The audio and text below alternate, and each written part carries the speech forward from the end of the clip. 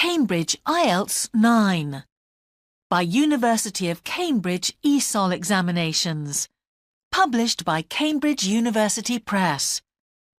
This recording is copyright. CD 2. Test 3. You will hear a number of different recordings, and you will have to answer questions on what you hear. There will be time for you to read the instructions and questions, and you will have a chance to check your work. All the recordings will be played once only. The test is in 4 sections. At the end of the test, you will be given 10 minutes to transfer your answers to an answer sheet. Now turn to Section 1.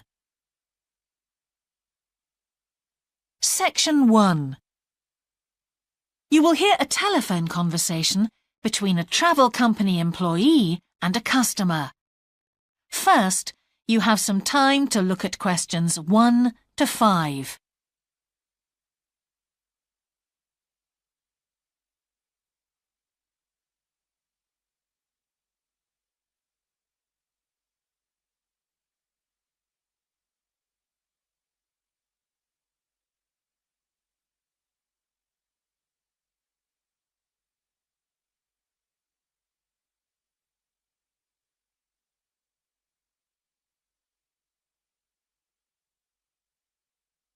You will see that there is an example that has been done for you. On this occasion only, the conversation relating to this will be played first. Greek island holidays, can I help you?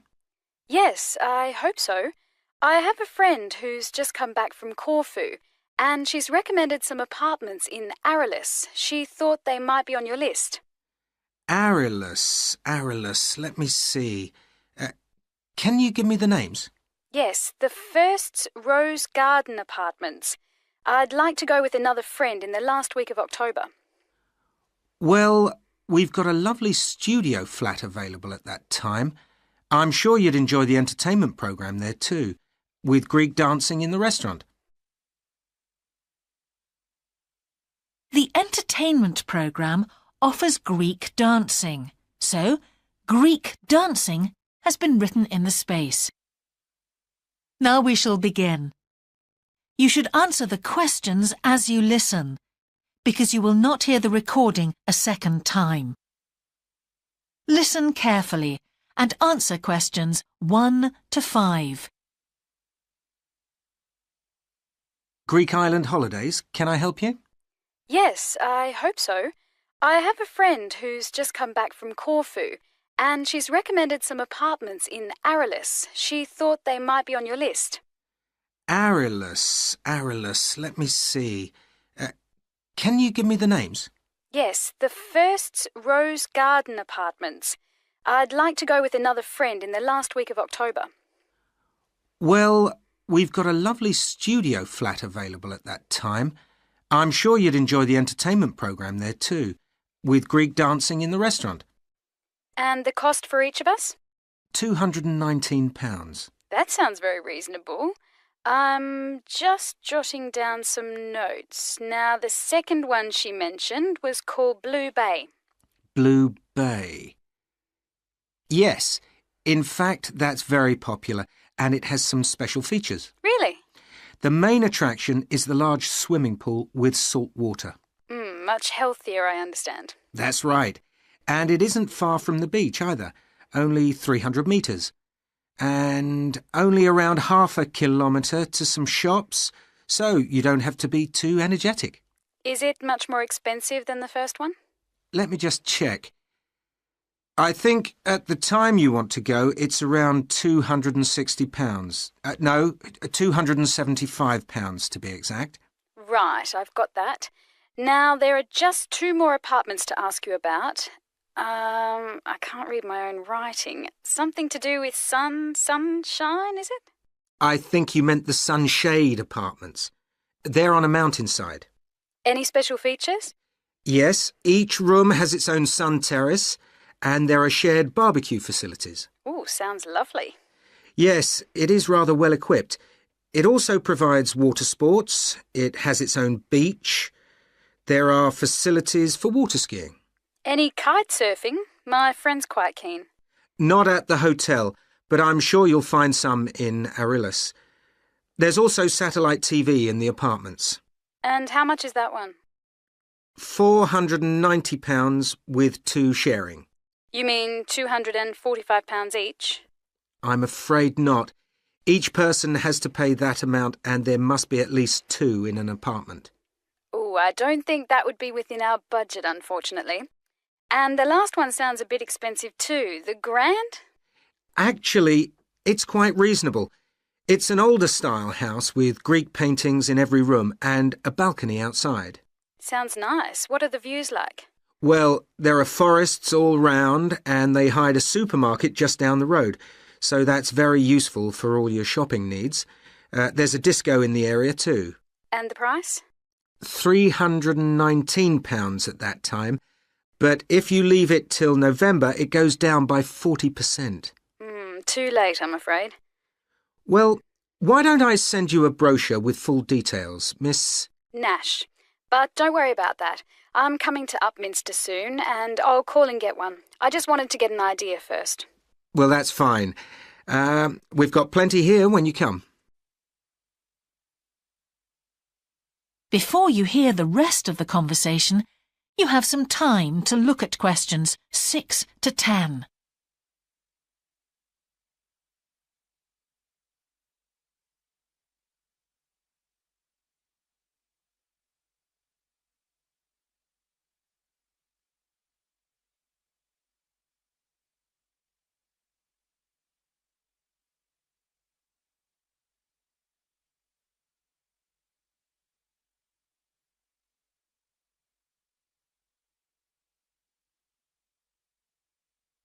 Now listen and answer questions 6 to 10. If you've got a minute, could I just check a couple of points about insurance? I got one policy through the post, but I'd like to see if yours is better. Fine. What would you like to know? Well, the one I've got has benefits, and then the maximum amount you can claim. Is that like yours? Yes, that's how most of them are. Well, the first thing is cancellation. If the holiday's cancelled on the policy I've got, you can claim £8,000. We can improve on that, Miss Nash. For Greek island holidays, our maximum is £10,000. That's good. Of course, our holiday won't even cost £1,000 together. It's still sensible to have good cover. Now, if you go to hospital, we allow £600. Yes, mine's similar. And we also allow a relative to travel to your holiday resort. My policy just says their representative will help you. You can see there's another difference there. And what happens if you don't get on the plane? Nothing, as far as I can see on this form. Don't you have missed departure? No, I'll just jot that down. We pay up to £1,000 for that, depending on the reason. And we're particularly generous about loss of personal belongings, up to £3,000, but not more than £500 for a single item. Then I'd better not take my laptop. Not unless you insure it separately. OK, thanks very much for your time. You've really been helpful. Can I get back to you? Your name is... Ben Ludlow.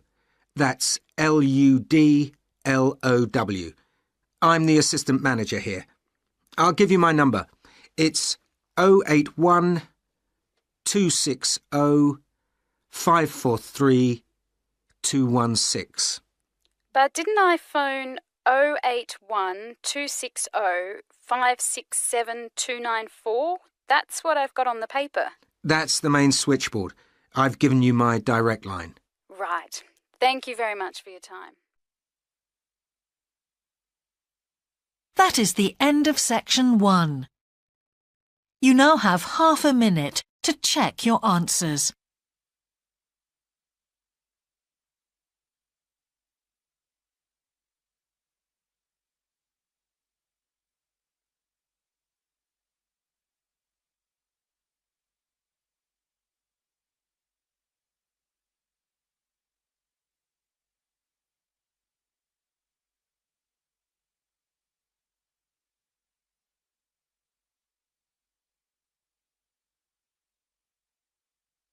Now turn to Section 2. Section 2. You will hear a talk on local radio about a children's theme park. First, you have some time to look at questions 11 to 13.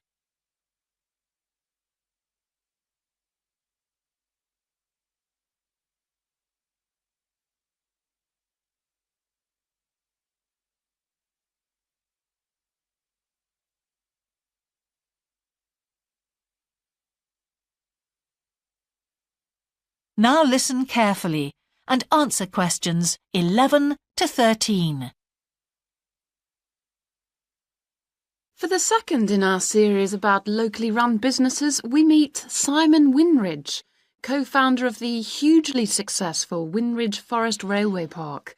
Welcome, Simon. Now, perhaps you can begin by telling us a little bit about how it all started. Well, during the 1970s, my wife Liz and I had just acquired 80 acres of sheep farming land, and we decided to settle down and have children. Pretty soon we had a daughter, Sarah, and a son, Duncan. The place was wonderful for the kids. They particularly loved trains and gradually built up an enormous network of miniature railway track. I began to develop larger-scale models of locomotives, but we didn't think anything more of it until I went on a trip to a theme park near Birmingham and decided we could do a much better job. So we set up a small one ourselves, based on the miniature railway, and we opened to the public for just a month that year, 1984, in July, our driest month, because our children said they didn't want our guests to have a miserable wet visit. I dealt with park business and Liz carried on with the farm work. It soon became clear that we were onto a winner. We began to extend the railway track and lay it among more interesting landscape by planting trees, which in turn attracted more wildlife, and by making cuttings through the rock. Nowadays, we're open all year round, and we're pleased to say that Winridge is one of the most popular visitor attractions in the area, with 50,000 visitors a year. 1.5 million people have been through our doors since we opened. Before you hear the rest of the talk, you have some time to look at questions 14 to 20.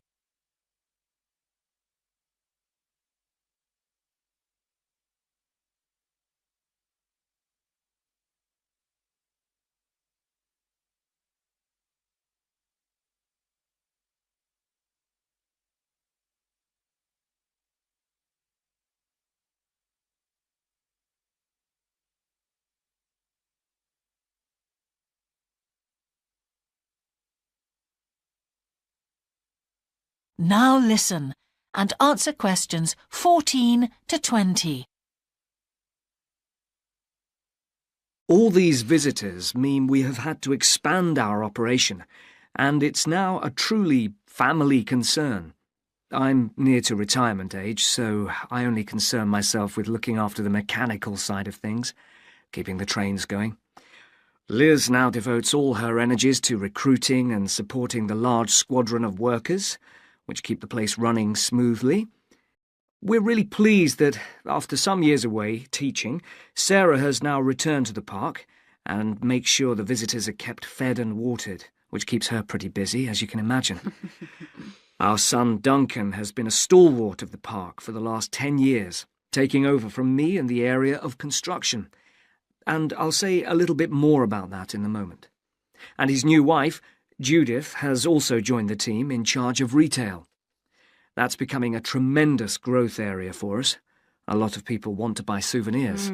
So have you finished your development of the site for the moment? Not at all. We're constantly looking for ways to offer more to our visitors. The railway remains the central feature, and there's now 1.2 kilometres of the line laid, but we'd like to lay more. Because of the geology of the area, our greatest problem is digging tunnels, but we're gradually overcoming that. We're also very pleased with a new installation of the go-kart arena, which is 120 square metres in area. Again, the problem is the geology. We had to level the mounds on the track for safety reasons. We wanted to enable 5 to 12-year-olds to use the go-karts.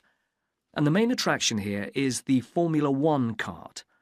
We've known fights to break out over who gets it. And then, finally, to our most recent development, which is the landscape swimming pool. That is the end of section 2. You now have half a minute to check your answers.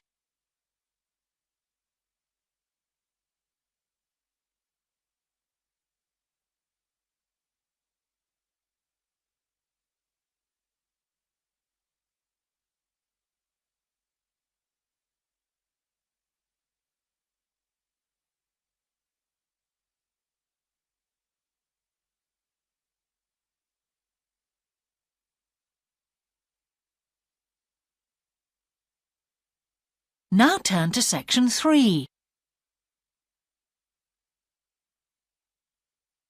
Section 3. You will hear a geography student called Caroline discussing her dissertation with her tutor. First, you have some time to look at questions 21 to 23.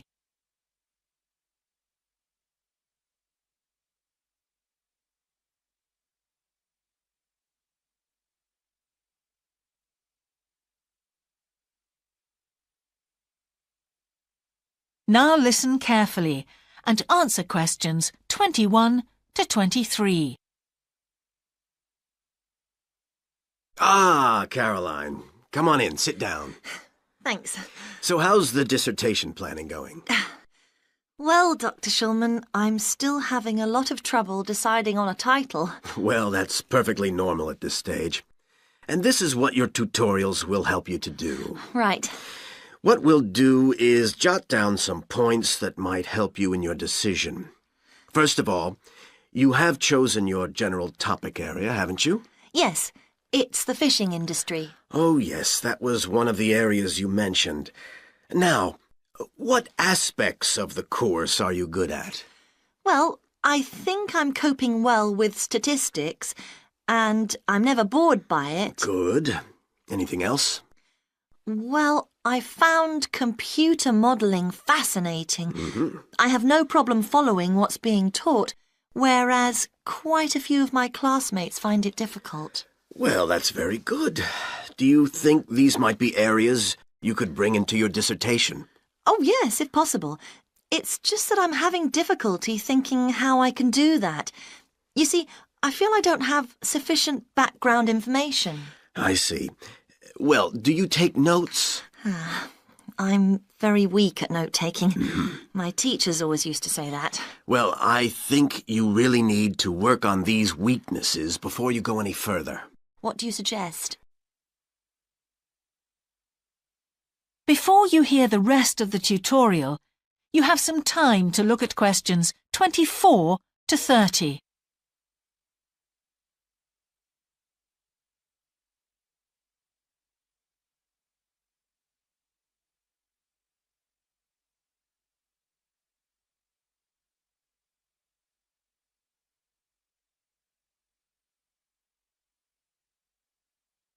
Now listen and answer questions 24 to 30.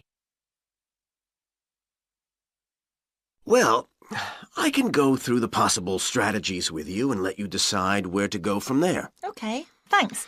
Well, some people find it helpful to organize peer group discussions. You know, each week a different person studies a different topic and shares it with the group. Oh, right. It really helps build confidence. Yeah. You know, having to present something to others. I can see that. The drawback is that everyone in the group seems to share the same ideas. They keep being repeated in all the dissertations. OK. You could also try a service called Student Support. It's designed to give you a structured program over a number of weeks to develop your skills. Sounds good. Yes. Unfortunately, there are only a few places. Ah. But it's worth looking into. Yes, of course. I know I've got to work on my study skills. And then there are several study skills books you can consult. Right. They'll be a good source of reference. But the problem is, They are sometimes too general. Yes, that's what I've found. Other than that, I would strongly advise quite simple ideas, like using a card index. Well, yes, I've never done that before. It's simple, but it really works because you have to get points down in a small space. Another thing I always advise is don't just take your notes and forget about them.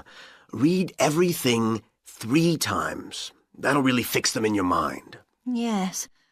I can see it'd take discipline, but... Well, if you establish good study skills at this stage, they'll be with you all your life. Oh, yes, I completely agree. It's just that I don't seem to be able to discipline myself. I need to talk things over. We'll be continuing these tutorials, of course. Let's arrange next month's now. Let's see. I can see you virtually any time during the week starting the 22nd of January. What about the 24th? I'm free in the afternoon. Sorry, I'm booked then. What about the following day? The Thursday? Yeah? I can make the morning. Fine. We'll go for the 25th then. That's great. Thanks. That is the end of section 3.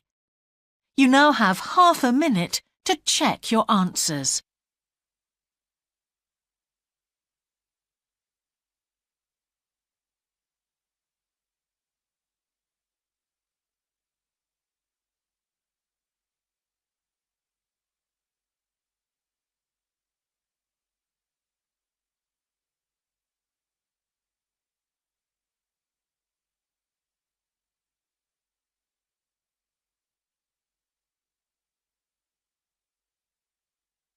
Now turn to section 4.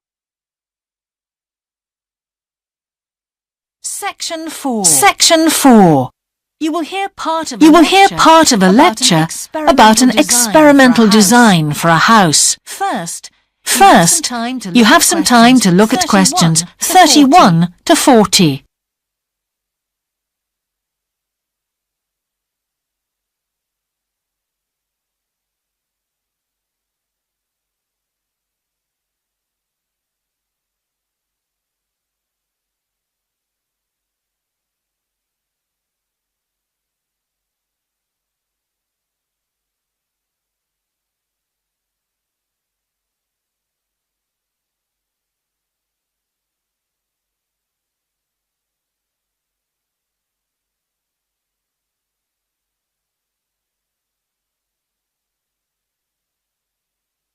Now listen carefully and answer questions 31 to 40.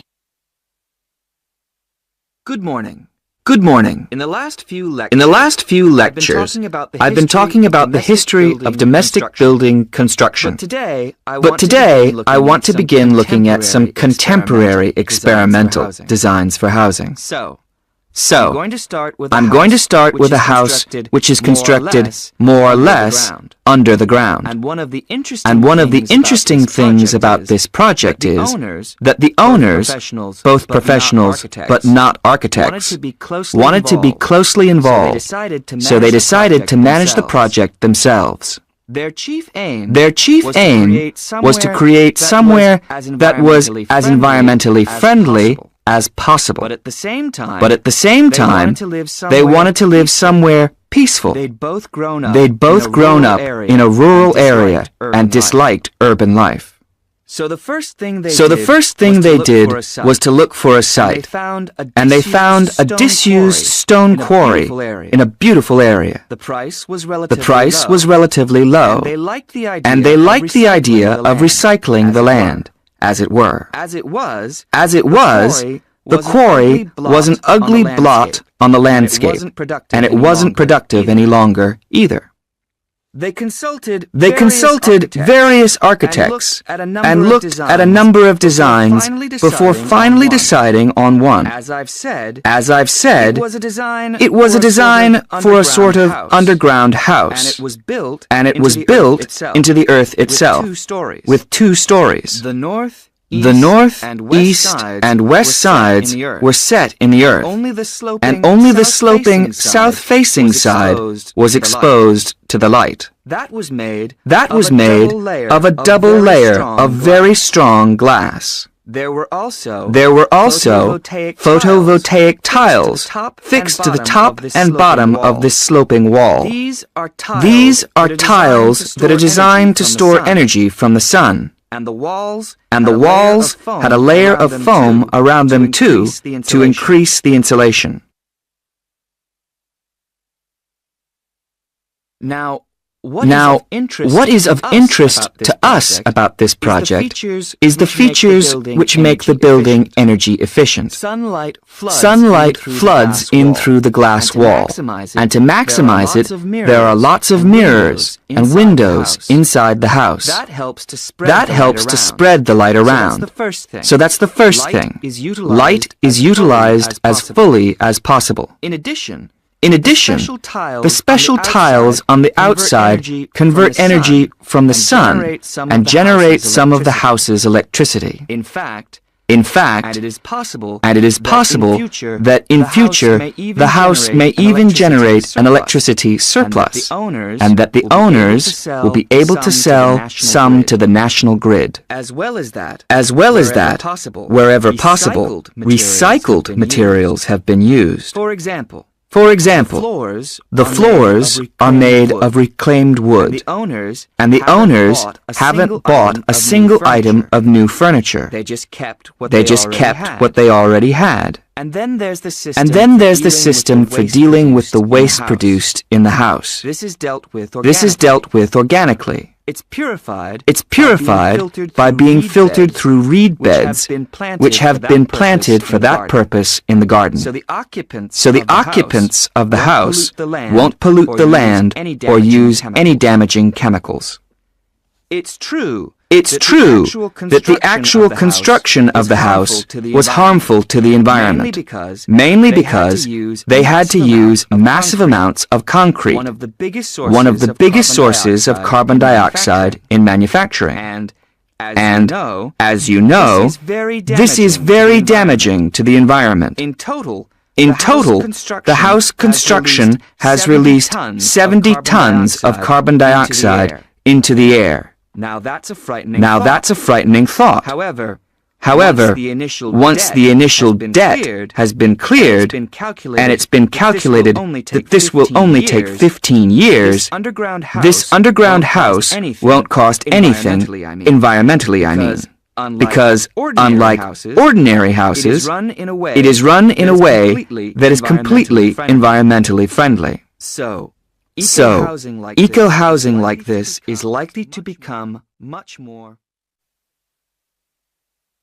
That is the end of section 4. You now have half a minute to check your answers.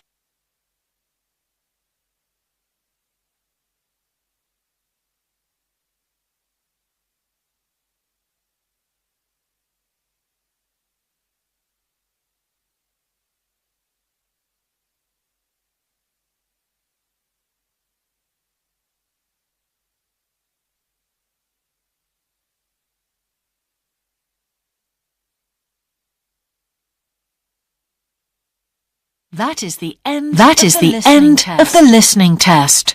In the IELTS test, you would now have 10 minutes to transfer your answers to the answer sheet.